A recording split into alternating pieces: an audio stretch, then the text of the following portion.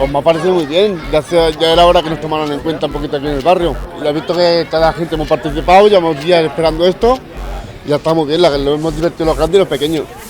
La verdad que aquí esperemos que para otro año nos tomen en cuenta.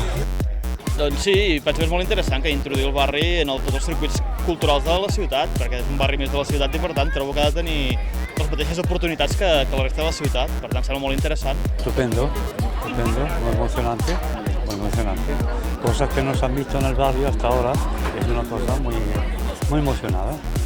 Pues ha sigut algo impressionant, com diu aquest home. Estem molt contents perquè això ens obre una porta nova, perquè vegin la gent que aquí també hi ha persones i que hi ha un futur amb els nens i que el que volem és canviar i millorar tot. I estem molt contents del que han fet aquesta gent aquí. L'espectacle ha sigut una passada. Agradecer a todo el equipo técnico, el esfuerzo, el trabajo y todo lo que han llegado a hacer y de la forma que han llegado la gente y transmitir lo que ellos traen, que es alegría pero con arte. Y agradecer pues también al Ayuntamiento, a nuestro regidor, Francesc Cruanyes, pues por toda la colaboración que está haciendo y por todo el esfuerzo y la ayuda y el trabajo que estamos haciendo con un conjunto, todo un equipo aquí en el barrio.